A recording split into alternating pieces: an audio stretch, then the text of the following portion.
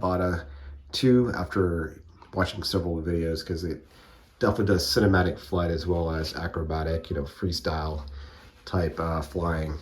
So I want to talk more on accessories on the drone itself, but it does perform pretty well. Check out the specifications if you're interested. Right now, though, on the DJI website, they're all sold out, even just the drone only with a combo. I did get the combination package with the 3 batteries as one of the best deals on the website. I've had it for exactly a month, but it does come with the hand wand controller. I don't have it here if you want to go that option, but eventually recommend moving up to the DJI Remote Controller 3.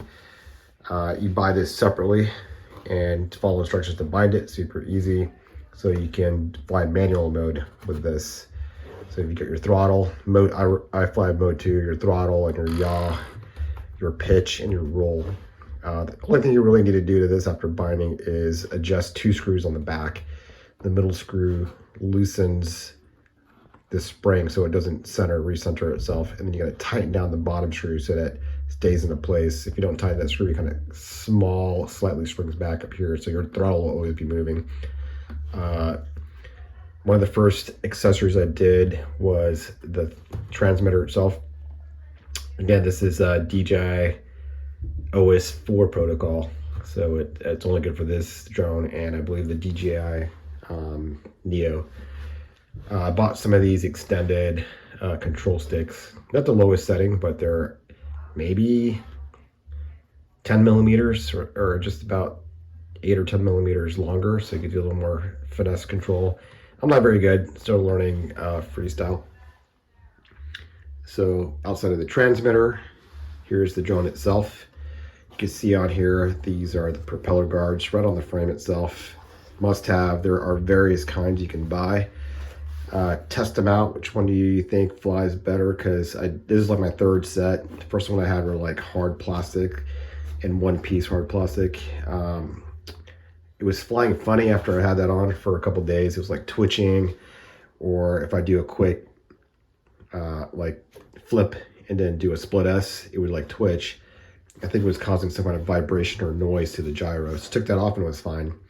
These are more of a rubber, like a flexible rubber, but it fits snugly, very tight on the frame itself. It doesn't vibrate, it flies pretty smooth. It did have an ultraviolet lens on the camera itself. It just snapped right on. There's ones that have magnets for snap right on. This one it snapped right on.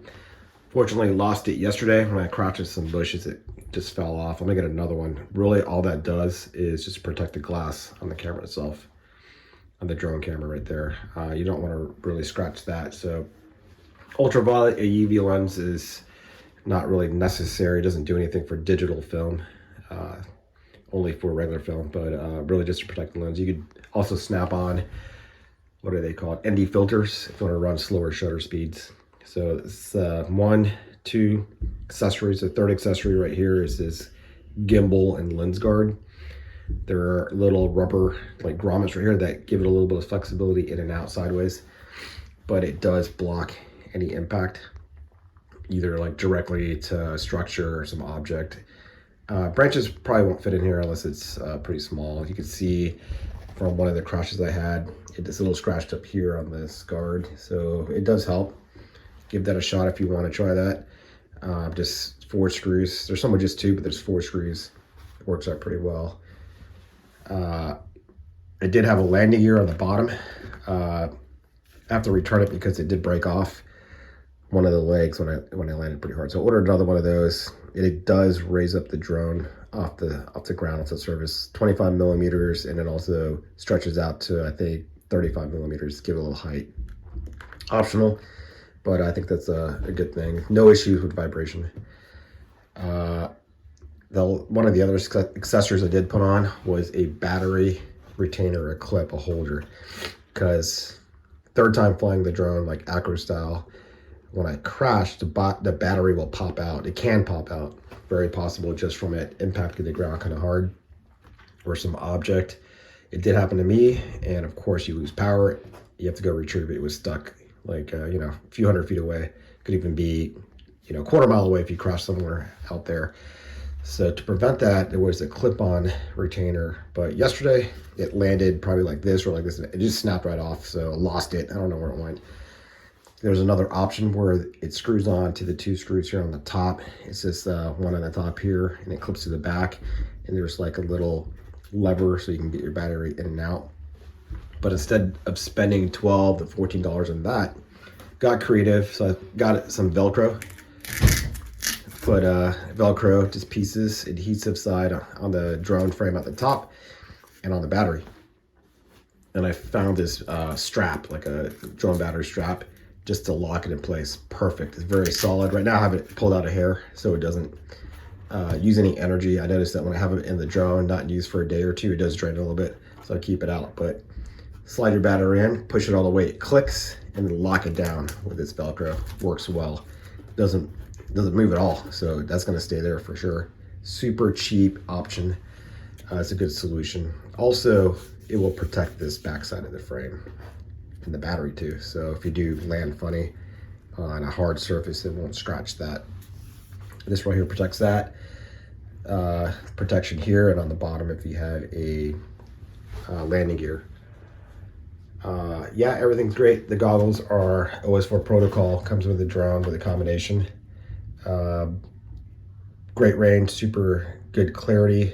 I've got like 12,500 feet max, but I have to turn around. Typically I turn around minimum 60%, maybe 55 pushing it, because I make it just in time. I make it back if I push it too hard. The other day I flew it out pretty far, came back at 6%, it auto landed. Luckily it was about 200 feet away. I was able to just walk and get it in a field. So be careful with that. Watch your battery percentage. There's also a timer right next to the battery percentage of how much flight time you have remaining. So neat drone, totally recommend it. I did buy a label maker, so a couple labels on the tops, the FAA US certificate number. And this summer we're going to UK, so England side as well as Scotland. So got the license there, took the test, and then also put a phone number on the bottom in case somebody finds it, call me. Hopefully. But yeah, it is sold out on DJI website. You can submit your email when they're back. I buy all the parts from Amazon. The drone is still on Amazon, but super expensive, a lot more. Give it a shot. All right, just test flew the new propeller guards, and no issues, doesn't vibrate, they're pretty snug. Fits like a glove.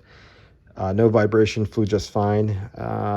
One thing I did notice, it's super hot here in Florida, like 90 plus degrees already.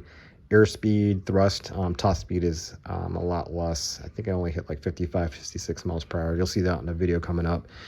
What's pretty sweet on this, they say it's rated for 60 miles an hour, a little bit over. I did hit 65 and at 1.70, 1.9 miles an hour. So it does get pretty quick. Ascent thrust, I think like 42 to 47 typically, and winds do affect any of your speed. So pretty neat drone.